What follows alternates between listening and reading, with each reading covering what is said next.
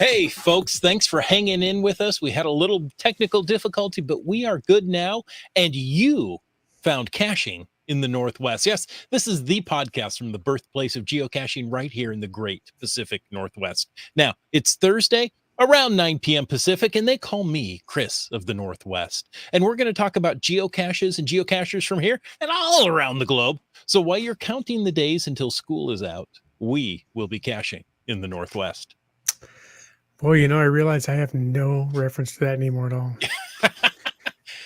I'm right there with you, but my wife, she knows it's coming, but she hasn't started counting yet. Working at a school for 20 years, and then, of course, going to school, my life no longer resolves in the school year.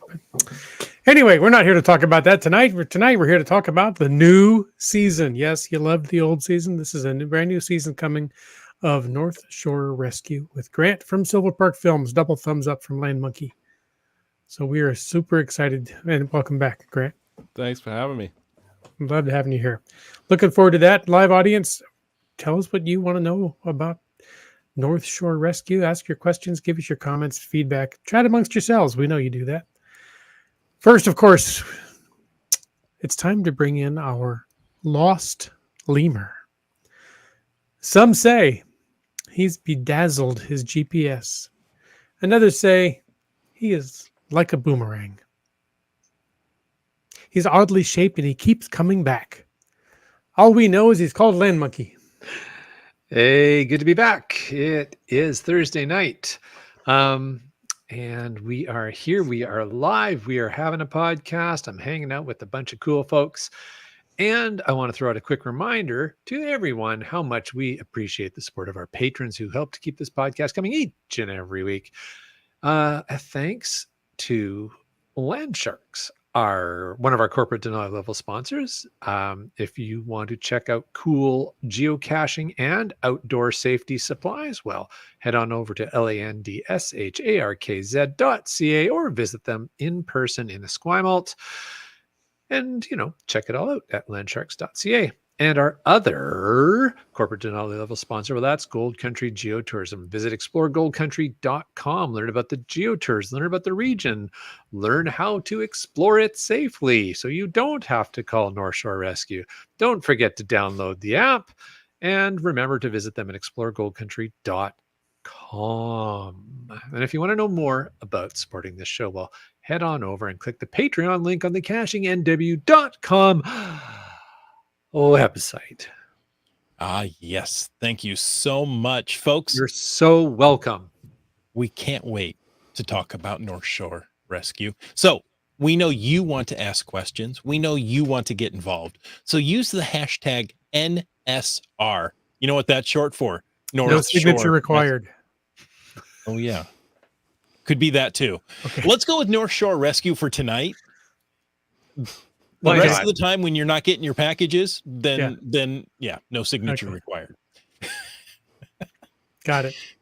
I shouldn't have brought any of that up. Hey, folks, also use the hashtag FATAS to bring up something in the after show. It does not have to be related to geocaching, doesn't have to be related to this show, just something you want to talk about.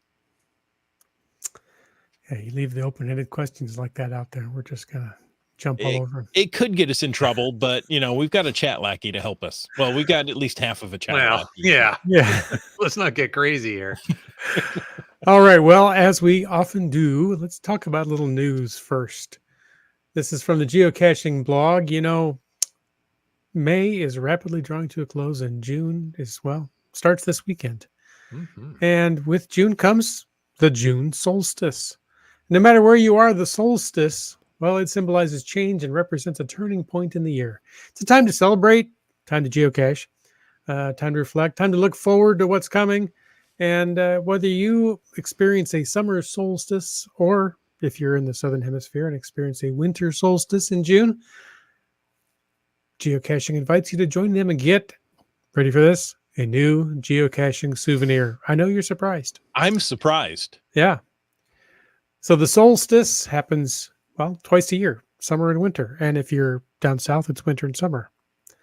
But they still happens twice a year as the Earth's pole tilts away or towards the sun, changing the distribution of the sun's rays on each hemisphere. So it makes the more daylight, longer days, quote unquote. Days are still 24 hours, but more hours of daylight per day, or fewer hours of daylight per day in the Where are you going with this? And hey, I'm just reading stuff here and ad-libbing. But yeah, solstice always brings you something to look forward to. I'm just trying to be specific, Astrology night here. It's like, oh, the days are longer. No, the days are 24 hours long. What? Okay, so why does the tide go out? Can we go into that now? Why the tide... That's the moon. Oh, yeah, Well, because if it always came in, we'd all be underwater. Okay. It can't come in forever. It's got to go out sometime. So anyway, Geocaching HQ is a special souvenir exclusively for geocachers to commemorate the June solstice. And you can add that unique piece to your collection by finding one geocache, event cache, and or Adventure Lab location on June 19th through 21st. That's a 2024, of course. Perfect. Bryling says the tide comes in, the tide goes out. You can't explain that. Yeah, and the fog comes in on little cat feet, but that's a whole other thing. Hey, I want to point out that where he went to exactly. I wanted to point out, because we're already seeing some questions, some great questions coming in the live chat. And Chris, you said if people have questions about North Shore Rescue for Grant, I want to point out that Grant is here to talk about the show North Shore Rescue. So please try and keep your questions more focused on the show and less about the operations of North Shore Rescue. Although Grant, I can go into that too. I am a team member. Okay. Now, so yeah. Oh, are you now? Yeah. All right. I'm a resource member. Yeah. I will retract everything I just. I've learned quite a few things in the last couple of years, so I can go into some things. Yeah. Awesome. Yeah. Nice. Okay, Grant. First of all, what's your number? What? No. My call sign. I'm Drone 1. Drone 1. Okay. Yeah. Nice. I thought they all Air had Force numbers. 1. Yeah. We do have call signs, but I'm just because I'm a resource member, I only come out for drone calls. Oh, okay. They just call me Drone 1 on the radio. Yeah. Okay. There's worse things to be called on the radio. Oh, yeah. Yeah. I've experienced that. But Grant, first of all, welcome back. It's such an honor to have you here. Just tonight, I rewatched one of the episodes of season 1 just to, get into the feel of it again. And boy, that's a good show. Thanks. It was, I have to say it's a hard show to, I can only imagine. Do again, right? Like we felt like we poured everything into the first one. And so that was like really the fear of starting a new one. Sure. I didn't want it to be worse. I didn't want to make the crappy second album or whatever. Right. Yeah. You did. The sequel, the Jurassic Park 2, right? Yeah, that's right. That's right. Yeah. Are movie sequels ever better than the first? Aliens. I like there it you better. go. There you go. Yeah, there's not many. No, there's not. Now, before we get too far into this, do you have the same crew that you had last season? Yeah, we had the same people. You guys met Ian on your show. He was right in there on being in the field and at the edit bay as well. And then we also expanded into Squamish, which is about an hour north of Vancouver, which is a huge area now for like outdoor tourism. And so we wanted to see what that team was up to there. So we had a separate crew that we trained up operating out of there. So we had concurrent film teams. We had 6 cameras going at once for a couple summers or a summer. Yeah. Wow. A lot to coordinate. A lot to coordinate, and you probably in post you always find out that I thought we had everything covered and we missed a shot. Well, it was actually too much. I mean, some rescues they actually worked together on. So like Squamish got the call and they needed North Shore Rescue's help with maybe a long line because they couldn't get a helicopter. And all of a sudden now we've got 6 cameras running and all the GoPros. So, Ian would show me this timeline of the edit for one rescue and it's like 23 cameras. Yeah. Ridiculous. Yeah. All right. Well, we're talking about the show North Shore Rescue. And last time you were here and talked about season 1, as we've made it pretty clear, you're coming out with season 2 now, the sequel. It's going to be as good or better than the first. But before we get into the questions, which are blowing up in the chat, can you remind everybody what your role is, what you do at Sure. Silvapark Films? I'm guessing it has something to do with a director, which is all in caps in your name key You like there. that? But I actually spelled it wrong when I first typed it. And, so I'm glad I caught that, because that would look great Director. in caps. Yeah, director. Yeah, so I'm the director of the show, but I'm also in the field shooting. And then I'm also just sort of overseeing the edit as well, but I'm not hands-on with the edit this time at all. So that's all taken care of by Josephine Chan, who's just a wizard in the edit bay. But yeah, basically director, and then my partner Jen is the producer. So we're a pretty small team. We call ourselves a small but agile production company. Fantastic. Grant, in case folks maybe haven't had the pleasure of watching season 1, what is the premise of North Shore Rescue? Yeah, so North Shore Rescue is a volunteer ground search and rescue team based out of North Vancouver. They are really quite well known in the area. They're the busiest in the region, and so we developed a show where we would embed with them for a year and follow all the calls for a year and try and make a documentary series out of it. The first season was supposed to be 4 episodes. They our broadcaster, Knowledge Network, loved it so much they commissioned an extra episode, and so we just we couldn't say no, even though it was that much more work. So we did that, and then we put it out there. We didn't know if people would really like it. Because we had gone on so many calls, like we were used to seeing these things even when they were traumatic, and the public, like the feedback was insane. Like more than any other project we'd done, and there's like every second comment was like, when more episodes, or when season 2 coming? And we're like, oh my goodness, we just trying to catch our breath here. And so it led into a second season. Eventually we waited till COVID died down, because we tried filming while people had masks on, and you lost the emotional level. You lost good sound, really. People was all muffled. And so we started basically when COVID was dying down, we started filming again. Now, Grant, you just answered this, but Komakino wants to know, where can we see this show? Sure. So it's actually a Canadian release, but you can watch it on knowledge.ca.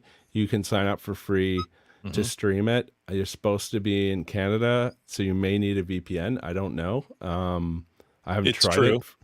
Yeah, you do? Okay, so you need a VPN, and then you can watch it. Like, we did get the show released in other countries, but unfortunately we were this close with National Geographic taking it in America, and they didn't. They just took it in Latin America. So unfortunately, yeah, it would have been really great to finally be able to say, hey, you can watch it here easy. But hopefully now we have a 2 seasons and 10 episodes, and maybe it fits more with their model, and hopefully they pick it up for the second go here. Looking forward to finding it on Disney Plus, Grant. I don't know. There you go. It's maybe a little graphic for Disney Plus. We don't know. Yeah. You can get this one, this season 2. It's not, it's not everything's easy to take here. Right. It's raw, right? It's what it is. You didn't sugarcoat any of it. Exactly. And so it's real, not reality, right? So it's easy to say, oh, that's a reality show because we're following some people, but there's no cast members in this show. No one gets paid. The production company gets paid to make it for sure, but so you don't have actors, you don't have people trying to be actors, and the stories are real and they're not fabricated in any way. So it's not a reality show. It's a documentary. Now, you talked a little bit about season 1. What was some of your responses, some of the reactions you got about season 1? Yeah, I think it was a lot of people would take the educational side out of it, and I think they didn't feel like they were being preached to, but they were learning things, and they became ambassadors for the messaging that NorthShore Rescue had always wanted out there. And people would just tell us, I saw some people on the trail and I told them this and I taught them that, and last time I went up here I made sure I brought this, and And when we started filming, one of our first calls, the lady's like, "Oh, that's my favorite show. Am I going to be in it?" I'm like, "Oh, this is not where we really wanted to be with the show." But I think the most important part was that really the messaging comes across by saying things that go sideways. People absorb that messaging in a different way from a lecture. So that was one of the best, I think, takeaways from that we heard feedback from. Nice. Now, did you actually yourself go out on some of these calls with the North Shore I Rescue was on the team? field team. Yeah. So Okay. we had rotating schedules. So we'd be 5 days on, and then you'd swap out with another crew, and then you'd take 2 days off, and then you'd come back on. So we were kind of flopping through. The hard part was actually training the other camera operators on how to do the show, because you have to be able to move through the woods with equipment and not miss moments. And it was a hard package to find. You can find athletic people that can move through the woods really well, but maybe they can't shoot very well. Yeah. Right. Or you can get really good cinematographers that are just awful in terms of their health. They're just really hard to carry a tripod up a hill, right? Yeah. And so finding that combo is hard. And the last part was like, can you follow the story? Are you going to be filming the right moment? Are you going to get the camera on a person that you can't actually access because they're going down on a rope? And will it be turned on properly? And will they have a mic on them? Like all these things was really hard. We went through a couple people, and we eventually found a crew that was really strong. So I was just like them. When I was on shift, I was a camera operator, and I went on calls, and some of them were quick. Some you're home in 3 hours, some went overnight, and so you just had to be flexible for your on-call time. So you're telling the story of rescues and of people that have been out and gotten in trouble for whatever reason. From the experience with all of that for season 2, did you find that maybe people are being a little more prepared, or did you find season 1 caused people any awareness to say, and came out and got a little, maybe more prepared when they head out into the wilderness? I suppose only from what people have told us, like through social or maybe in person, that has caused change for them or a friend.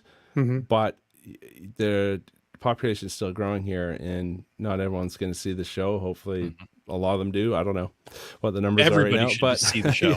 Yeah. But it's there's always going to be people that just don't understand. I mean, we found 2 people that had spent the night out in a heinous snowstorm in city clothes. They were visiting from Colombia. They just saw some pictures on the internet of a river hike, and they just started walking, and they were 9 feet from the trail when we found them sitting there, and they had frostbitten feet. And like literally, like they were right there, just not having any idea that there would be a possible snowstorm coming, or where they were, like how to navigate. Like all that stuff was,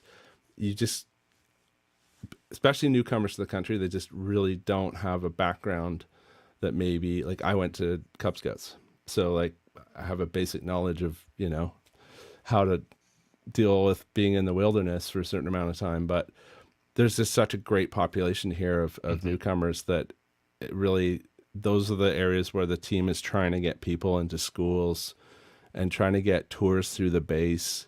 And we're actually setting up an educational building. We've got a building donated. It's going to be in a North Shore Rescue Educational Center, which I think the youth is sort of where it can really begin. And you can start ingraining that kind of education. But yeah, the people went through like some real suffering just for very basic knowledge missing.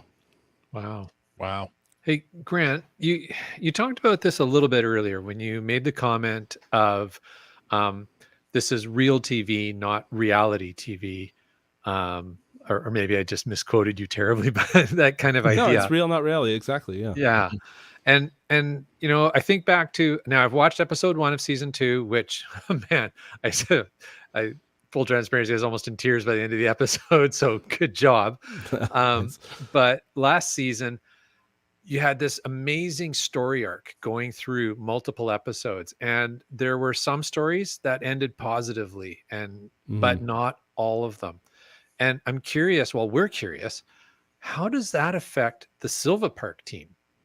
Yeah, that's a great question. Thanks for bringing it up. we actually took resiliency training with the team. And so we brought in a really good shrink, and he showed you how to compartmentalize, manage your heart rate. Like, it was actually incredible information. And so camera operators took it as well. The team, I think we're taking it again soon. It sort of comes on cycles and we take it again. I didn't have that training for the first season. And there's things that I will never forget that I've seen. And I didn't realize at the time how they were affecting me. And later on, those images keep coming up. But what's important is to talk about it. Like, this is helpful right now, talking about it, keeping that dialogue going and not bottling it down. And what we found when we started interviewing some of the members on the team now that are older, they've been on the team 30 plus years, we're sitting them down for an interview, they start talking about an old rescue, and all of a sudden they just start crying. Like, it starts coming back up. It's been pushed down, and then it comes back up. And, you know, that is shifting. It's shifting. It's okay to talk about it now. It's not about being tough. It's about, you know, processing what you see. I mean, paramedics see this all the time. Fire rescue see this all the time. There's programs of that. It's good to see that come into ground search and rescue, because it's not a profession. It's a volunteer gig. You could be an accountant, and then that night you're dealing with a suicidal person. And that's not normal. And so that's why you need to take this kind of training to compartmentalize what role you're in at that time. It's very helpful.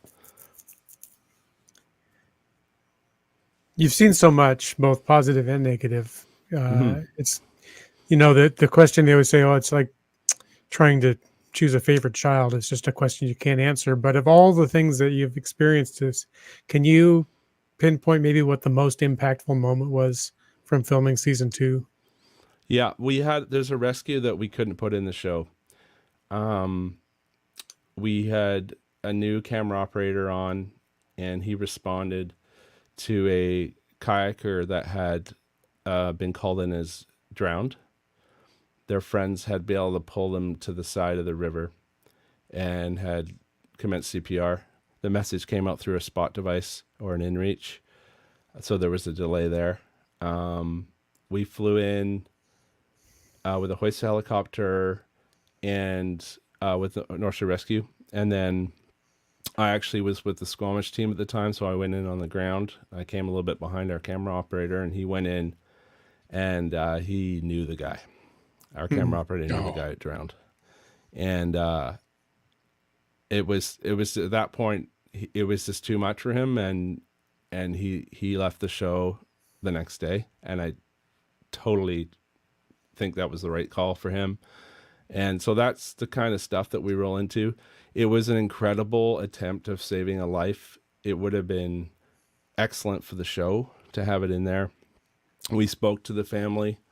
A lot of the members of the Squamish team knew him, and they all agreed that they didn't want to put it in. It was still too soon for them. They're still processing, and he was really well known in the community. He was a trail builder, so I think it would have been too much. But the angle we were trying to show was just the response was incredible. We lowered a doctor into a canyon. Like, it was incredible. Like, it was like if he had not been trapped for so long, I think he would have made it.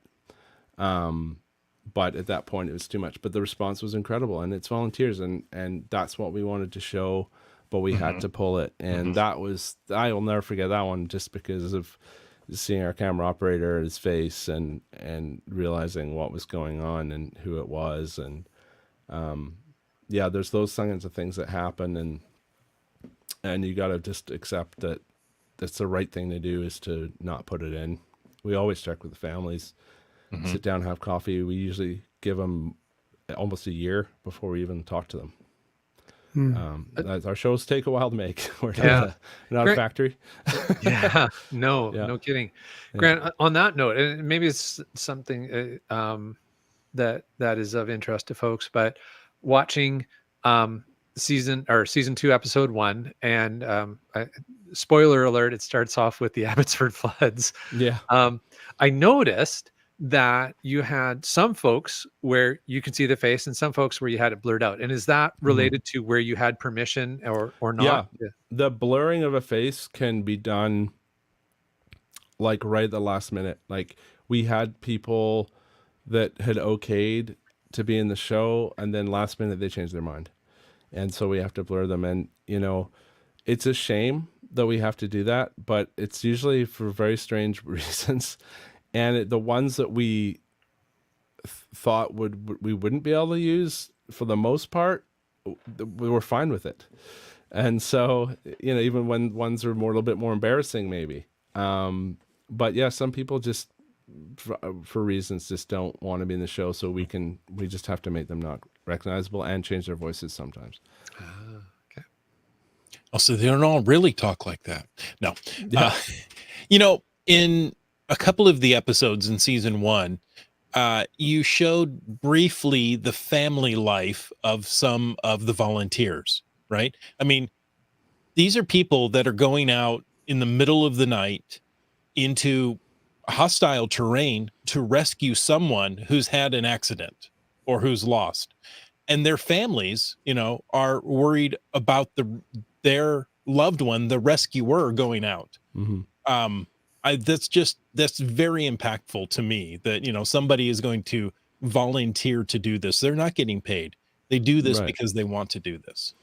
Yeah, it's actually pretty addictive, the whole, like, you're not getting paid, but you're volunteering. It does feel really amazing. I had my first thermal drone find last winter, and it just felt so good to, like, finally, like, contribute something back like that. I've been filming for so long, like, you know, if someone came up to me, I'm hurt, I'd be like, I can film it really well, but I can't do much else. Look at this shot.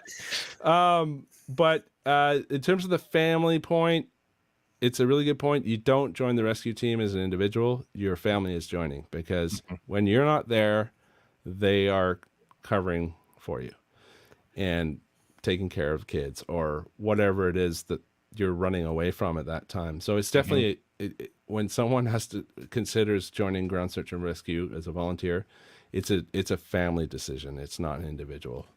There was a fleeting moment in season 2, episode 1, where that kind of story is being told. And Grant, it was, I don't know why, but it just really stuck in my mind. The father was holding the baby, who was wearing a T-shirt that said future NSR member. Yeah, exactly. Yeah. You can't escape it. You're in it now. It's a bloodline. I mean, the lineage goes a long way. There's lots of members on the team that had their kids joined, like team leader Mike Danks. I'm really happy that we were able to feature his father a lot coming up in this next season, Alan, who was on the team for many years, and hear his stories. And he's in really poor health now, so we were able to show him the finished show before he got to a really bad stage. So it was really great, because I felt like in the first season, if I did regret anything, it wasn't that we couldn't feature the work put in by so many people from the past as well. So I feel like we've given those people an opportunity to speak and share their stories. And we found a gold mine of history. We found a bin filled with photographs and VHS tapes, and we're actually able to put a rescue together in VHS from the past and tell that this season as well. So it's like, as I was looking for a photo of something, I would pull a tape out and it would be like the rescue that I was trying to find something for. I just couldn't believe it. It was like the Ark of the Covenant of history at the base that I had found. And that was another reason why I knew season 2 would work, is because we had so much more that we had missed. That, and the fact the team was the first team to get night vision approval and night hoist approval as a volunteer team. So that would happen during filming. So you talk about story arc, like that's in there. I'm really excited about all that. Nice. I think this is a really good segue to a question Dora Moore just posted. Chris, can you bring that up for Grant? And it's, Grant, how do you decide which rescues to include in the show? Is there a specific theme or maybe a lesson you're trying to teach? I think that's great. I think she got it right there. The lesson is definitely a big part of it. Like, what are we learning from this that's new that we haven't really done before? And the other side is, have we seen this before, or is it slightly different, or is there something about it that's engaging to us? Is it a new location? Is there any humor in it? Like, we try our best to find little moments wherever we can. When you're filming Verite, sometimes it comes up and you don't realize it until you do a test screening and people are chuckling at parts like, oh yeah. So you need that because there is so much emotional high and low that those moments have to come out. So if there's humor in a rescue, maybe it goes in. But ultimately, they're so hard to cover that even though we responded to every call with cameras, we made mistakes all the time and had missed moments that were so key to tell the story that literally we had to cut that call, even though we would have probably used it. So there's a lot of things going against us, but we didn't want to just throw filler in it anywhere. We wanted to go in for a reason. That's really good to know. We have another question from Keats. And from your experience on going out with calls with the North Shore Rescue, what's the most useful tool for rescues and for hikers that they should know before they go out in the North Shore? You know, aside from the helicopters and the volunteers. So I'm not sure if this is referring to like the individual, what they should have with them. Is it like a physical thing? If we're talking about that, that's valid. I would say an InReach. Or what other brands there are of those? Anything a satellite like communicator. Some kind of satellite communication device, whether the Apple thing is working now, I don't know. That is great, but really it happens before you go, and that's just saying, I am going here, and I'm coming back tonight. Yep. Trip plan. Because if you just go out, and we have nowhere to start, it's a freaking huge area out there. Like, even if we like pick the right mountain, we still need something else. Like, we had the guy found with the drone, we knew he had left from the summit and was heading to the parking lot, and it still took us like 4 hours to get a voice call out to send the drone and find the guy. And that was like pretty well known of where he was. So if you can imagine, if like now add 3 mountains and 4 valleys, and I don't, like, you just start guessing at that point. Well, so, and Grant wasn't even like, there at least 2 segments on episode 1 where the helicopter's flying around. You cannot. One, it was tree cover, and the other, it was a rocky. Yeah, he's in a gully drainage. Yeah, and he's wearing dark clothes, so we couldn't see him, and so we're like, oh well, the coordinates are wrong. He let off an InReach. He was injured. He couldn't communicate very well with it. I think English second language, and then he basically said, my hand is hurt. And so we had this location, my hand is hurt, and I'm a hiker, and this is where he is. So we're like, oh, so if he's not where the coordinates are, maybe he just walked away. We didn't know how injured he actually was. He had actually a broken arm, and his leg was mashed up, and his head was bleeding, but we couldn't see him. We kept pinging. We had to communicate with the company that makes the device in Texas, that communicate through the RCMP, then back to us to try and get more pings. Like, where is this thing? And it kept moving around. The spot kept moving around, but it's generally in the right area. Right. So it just came down to like, maybe have something bright with you or on you. Some sort of signaling device. Yeah, that would be nice too. I wouldn't say wear fluorescent everywhere, but I'm saying maybe you top of your backpack, you got something bright. Blue is really good. Bright blue is very easy to spot from the helicopter. There you go. That I would not have thought of that. Bright blue. I would have thought like a red or orange or yellow. Yeah, I don't know why. It just seems to really pop out against screen. So there you go. We often have Adventure Smart on the show at least once a quarter, right? And we always talk about the 3 T's to plan ahead. And the first one is a trip plan. Make sure you have a trip plan. I think it's the most important. It's the if most you important text step. a buddy, that's great. If you have a note on your refrigerator or in your car at the trailhead, something that people know an idea of where you are. Yeah, and the most important thing is too, like, don't ever hesitate calling for help. Like, even if you're like, oh, I think I'm lost, I'm not sure. Like, just everybody on the team really likes this. It's fun. Like this is their outdoor activity. Maybe you like geocaching. These guys like going down a trail to find someone in drainage. Like they're fun. So don't hesitate thinking, oh no, they're going to be all pissed because I'm coming out to rescue someone. It's super great to get people and help them, and everyone's happy. And it's also good for repetition, for especially like helicopter evolutions. Like, okay, the more these guys hoist in tricky terrain, the better they're getting, and it keeps the skills up of the hoist operator and the pilots. And it don't think about the expense. It's very minimal in the big scale of things.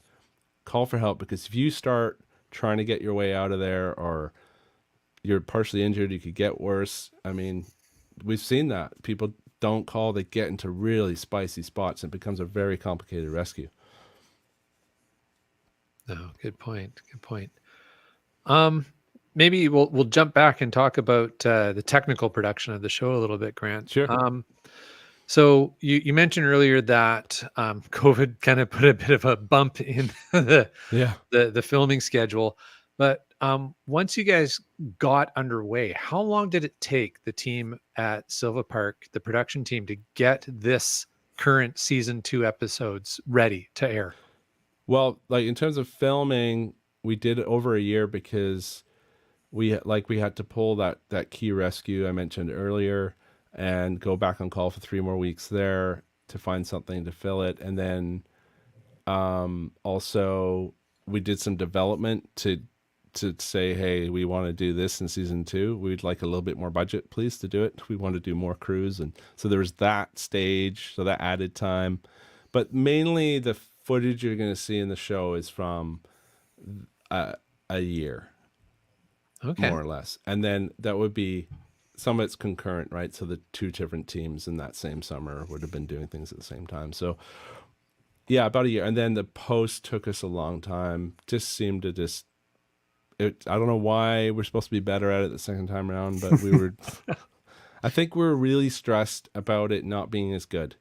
So we were working extra hard to make sure everything was at least the same quality, hopefully exceeding in spots. And I think we achieved it in some writing this time. I think our writing is better.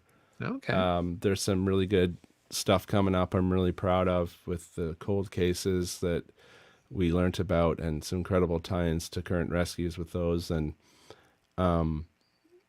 yeah, it's a behemoth. Like, it's just so hard to make. But yeah, 1.5 years to 2 years till it's done, something like that. Maybe more than 2 years. I don't know. It's been a long time. Well, maybe following on to that, a question from Keats here. Where and or what was the most challenging thing to film during season 2? Well, there's a couple stages. One was just learning how to film in the night vision helicopter.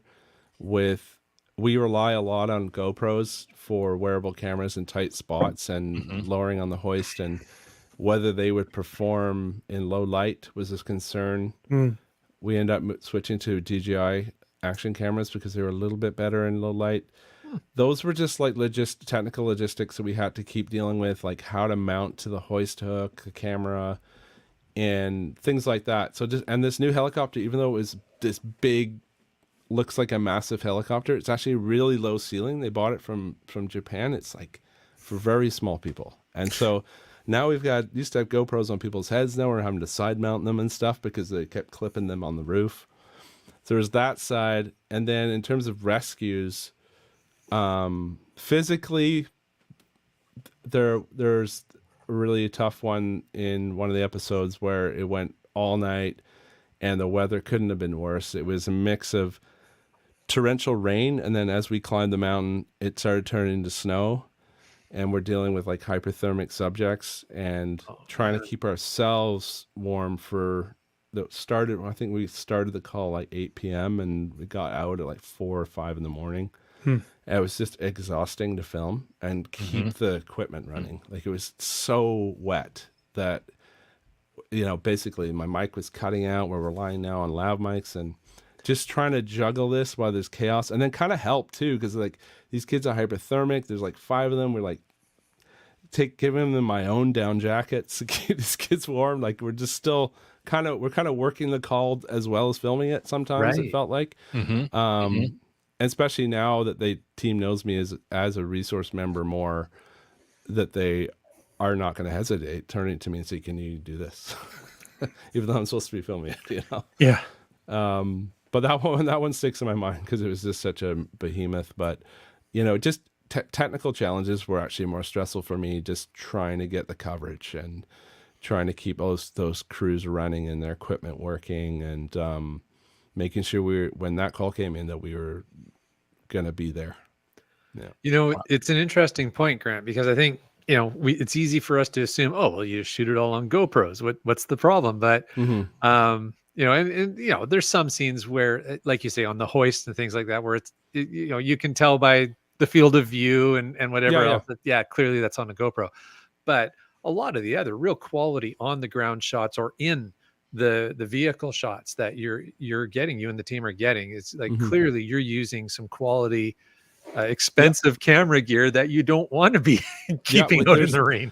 The good thing about the new helicopter, it had more seats, so there's always a spot for a camera operator. So we were always in there. Yeah. The only time we couldn't actually be in the machine was during an active hoist, during a rescue. We could film any training evolution with hoist happening, so we got a sense of what's going on, and we could get a few cutaways of hands and things. But yeah, that's the only time. But usually, like, we could get dropped off somewhere and cover on the ground, and if it was an active hoist, we weren't allowed to be in the machine at that point. Okay, now based on that, I'm going to ask you something, and it's okay to say I'm not going to answer that because I'm not giving away my secrets. But yeah, I am curious, were there times where a situation like that would occur and you're like, oh, damn, we need some B-roll, and then you would just go another day and film something so that it kind of, this is what it would have looked like? Yeah, the only time we ever did that would be like an introduction drone shot to the rescue. Like, here we're going into the space. Like, that would be probably done on a different day if we didn't have the time to get it on the day. Right. Or a cutaway of maybe a close-up of a hand on the cable. Like, that might have been from a training exercise. But if it's people they're not coming back to do pickups like that. Right. They're already volunteered for that. They're not going to come back and do. It's hard enough to organize the freaking photo shoot at the end to get people to stand together in a group and be like, "Okay, guys, pretend like you like each other." There's no, the only other shots, the Cineflex or the shot over camera, which is a helicopter mounted camera. We would chase the other helicopter around. Yeah. We could only afford to do that for a 1-day session. It's a $30,000 day of filming.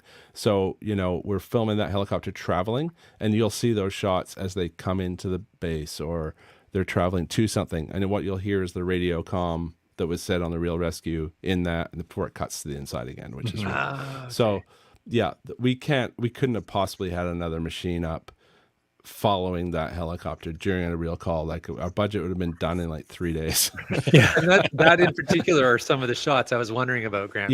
So those aerial shots of a helicopter traveling. They're amazing shots. That camera is incredible. It's what they use on the Planet Earth series and what you're used to seeing in a lot of Hollywood films is this being such a commercial and TV town, Hollywood North here in Vancouver. These guys are here, so you can kind of work a deal to get them to shoot some stuff for you sometimes within your budget, which is nice. So I think it adds a lot of value because it really shows the area we're in. Like, all the shots of those helicopters are flying around is that terrain.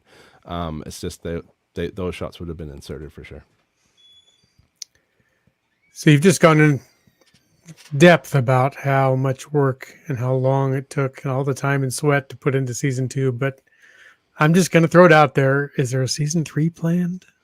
You never know. Last time I said I'm too tired and no, and I'm not going to say that this time. I just don't know.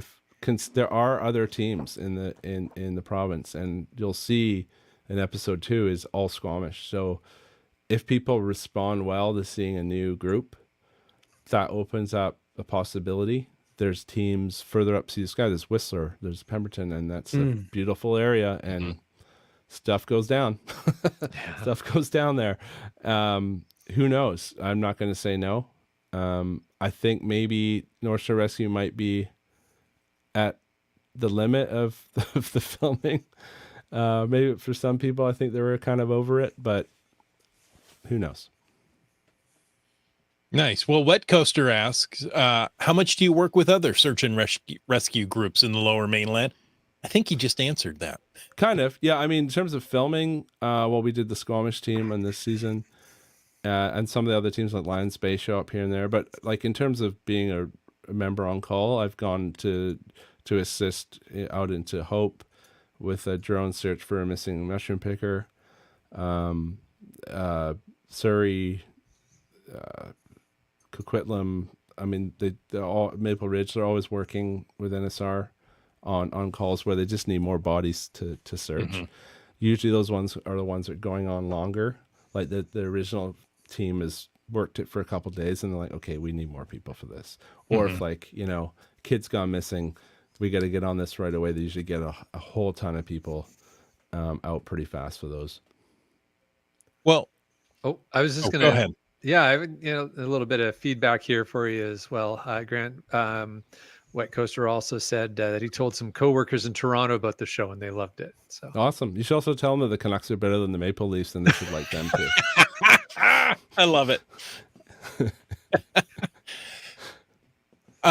Grant, you were just saying how these search and rescue organizations need help, need support. What's the best thing that we can do to support them? Not just NorthShore Rescue, but, even ours down here in the States, other in the area. What can we do to help search and rescue organizations? Well, cash, really, like, so basically how the pay structure works down in terms of cost is that when a call comes out and a helicopter is used, for example, that does get refunded back to the team.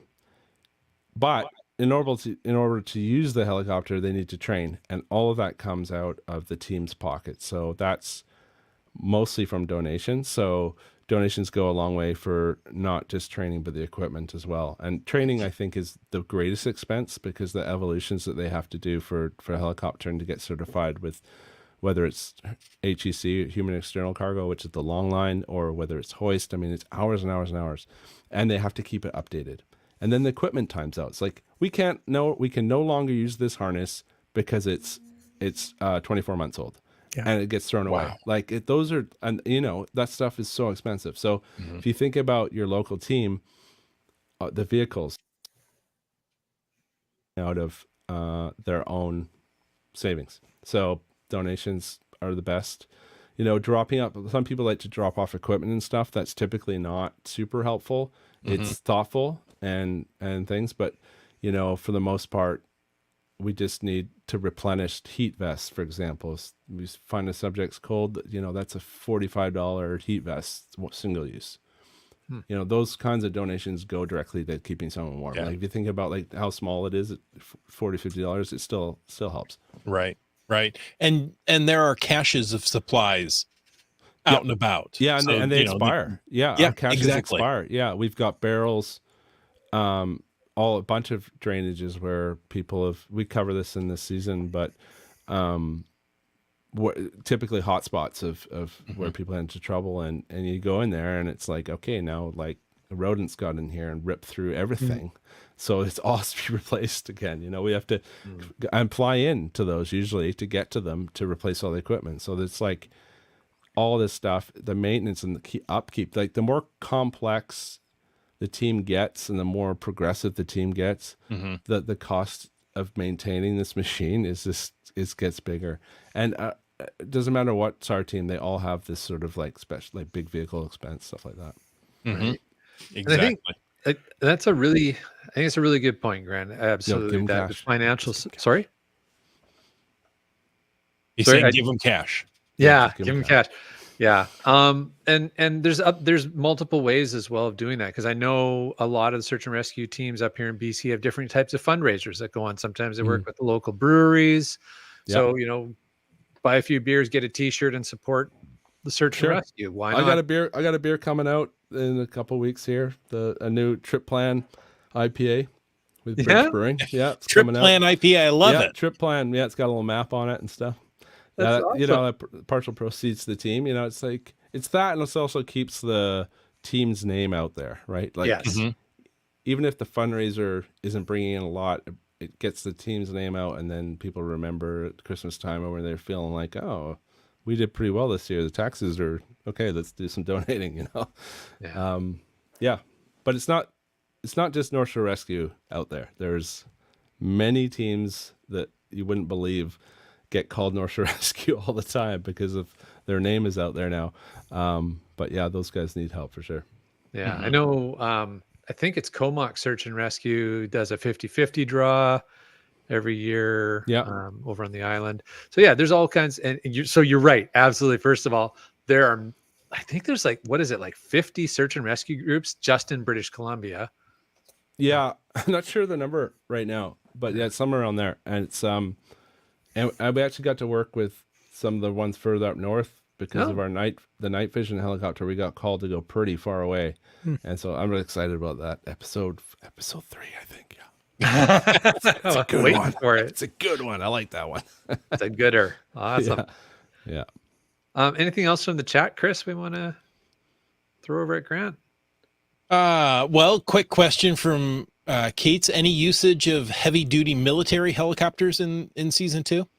Military has not been responding as much now because of the new capabilities of North Shore Rescue. So basically, now they can fly at night. It's a Dolphin. It's a smaller helicopter with hoist equipment, autopilot, so it can do night vision missions.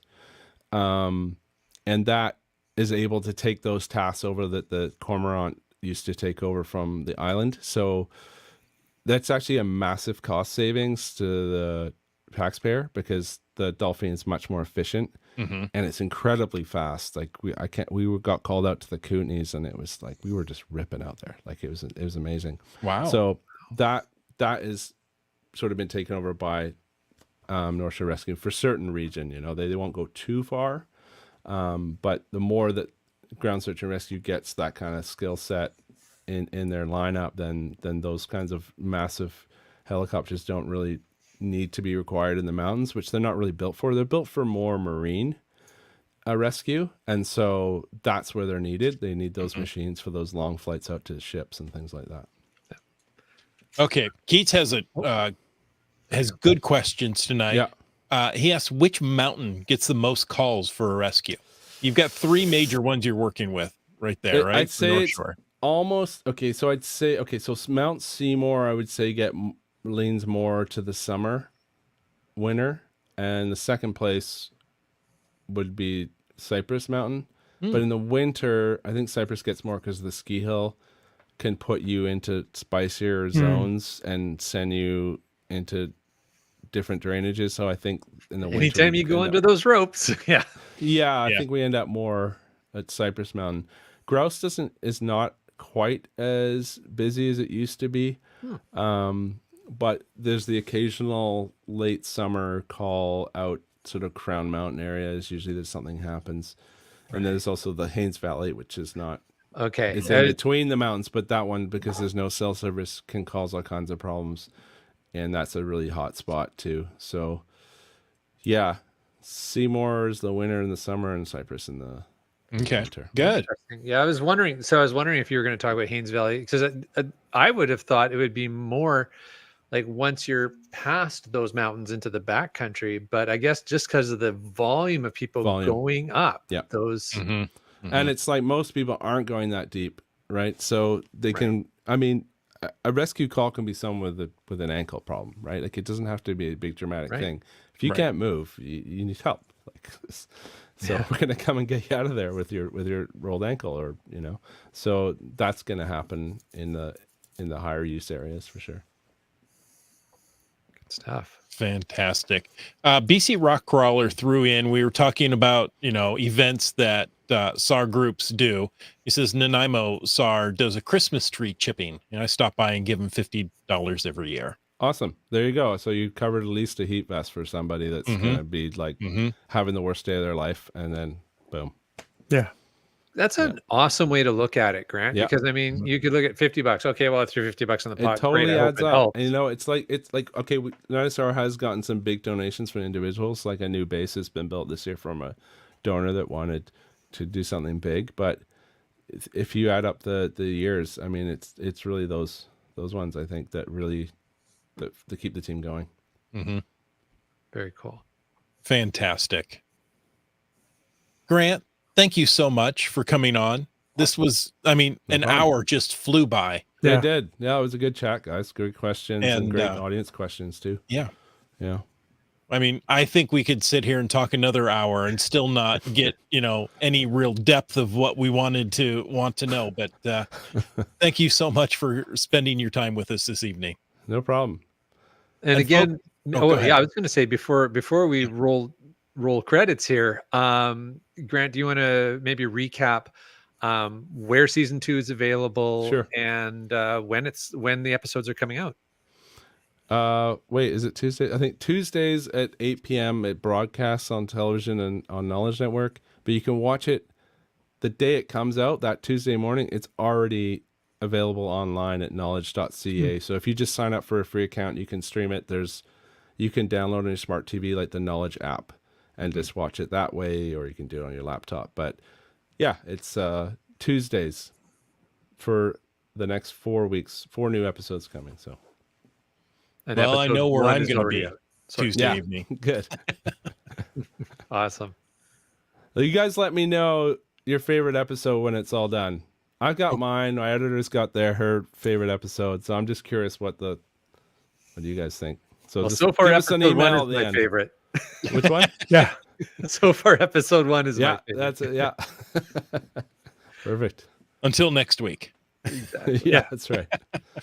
2 is good. Oh yeah, you guys are in for. Yeah, just a quick warning. I hear good things about if anyone watches 3. these shows with their kids, there's some heavy stuff in 2. Okay. And so just to be a warning, and it's at the end of the show. So, just might not want to watch it with any young kids until you've seen it first.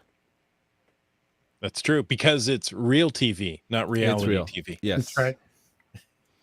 Yeah. Oh, thank you again. And listeners, thank you. We hope you enjoyed this episode of Caching in the Northwest.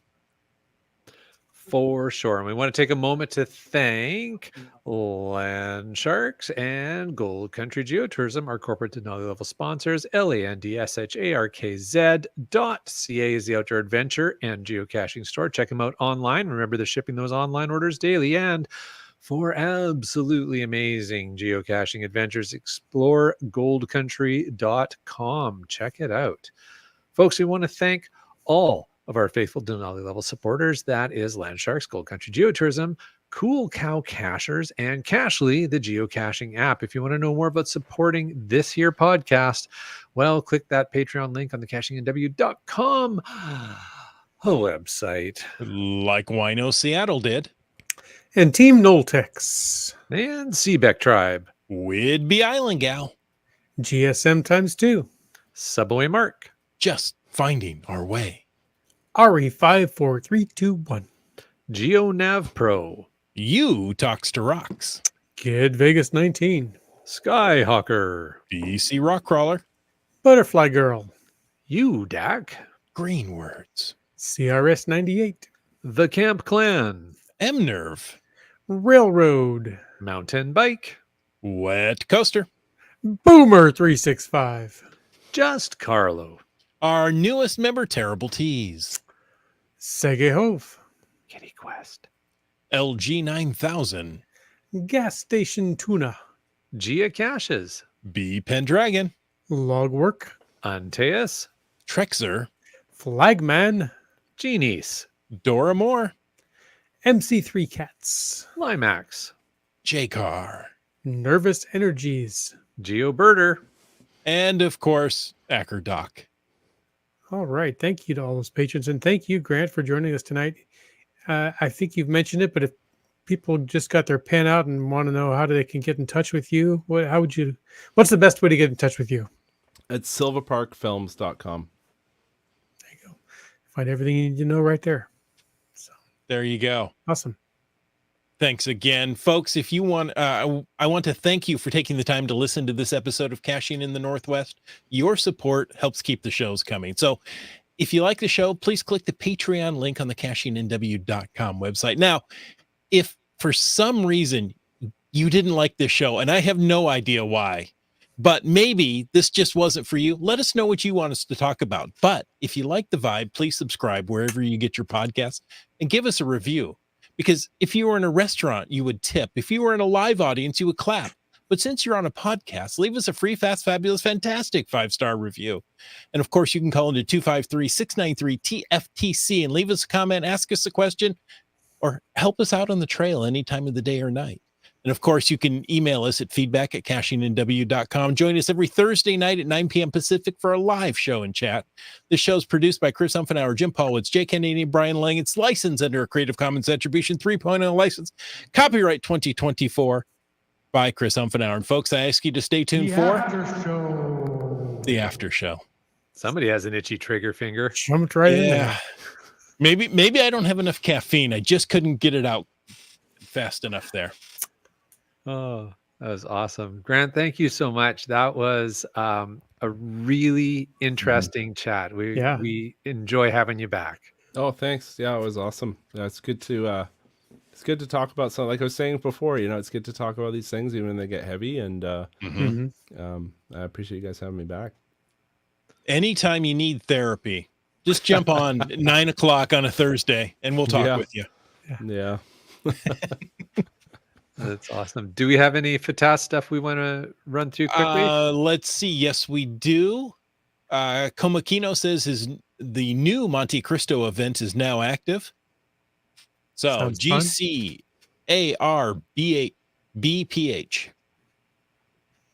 G-Carp.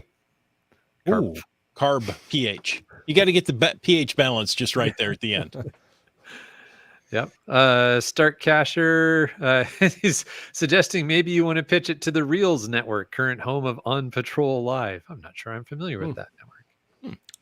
I don't know any sales agents other than the one we had before. They didn't do a great job, to be honest. So, so maybe you have a new one this season. Let us know. Not saying. We're waiting to see who comes to us and with an idea. But I just want to get it out there. It's not about selling stuff. It's about just getting the biggest audience for sure. Right. And the quality, Grant. I mean, one of the things I really enjoy about watching your work is the very high level of quality in the production. It's impressive. And, as an amateur filmmaker myself, it's very inspiring to watch your work. Cheers. Thanks very much. Appreciate it. Like everyone, I make everyone work really hard in that area. A lot of revisions. Yeah. That's what it takes sometimes, right? Yeah. Yeah. I can't imagine, some of the guys with the portable cameras there going through some of these height, you're looking at like you're going at a 45-degree angle up a hillside. Yeah. Doing that with just a pack on, a day pack is not easy, but you add more equipment, heavy cameras and batteries, and you just can't breathe. It's like they can't even use actually the mic on my camera because I'm heaving so hard that they have to rely on the lav mics on people because the shotgun mic's useless. Interesting. It's just me huffing and puffing. That's impressive. Let's see. Keats says he was on Hollyburn Ridge last weekend, got thoroughly soaked and had to climb through a creek canyon. I may as well have jumped into a lake. I was so soaked. Documented it all in an episode though. Way to go. Jeez. Yeah. Careful. Yeah, exactly what I was thinking. Hypothermia is it's a beast. Yeah. Dora Moore explored Gold Country last week. It's good to get back up there, she says. Yeah. Awesome. Good stuff. And one more from Keats, over half an hour of Fraser Valley Cache Bash shenanigans on my next episode going live Saturday. Quite the fun weekend that was. Good stuff. I got to get up there to the Fraser Valley. Or the Fraser Valley. Fraser. It might be easier to get to. Yeah. And Fraser. yes, you do need to come back up. Both of you guys need to come back up and visit. Excellent. Fantastic. Okay. Well, thanks, guys. Thank you so much, Grant. And folks, until next week, get out and get caching in the Northwest.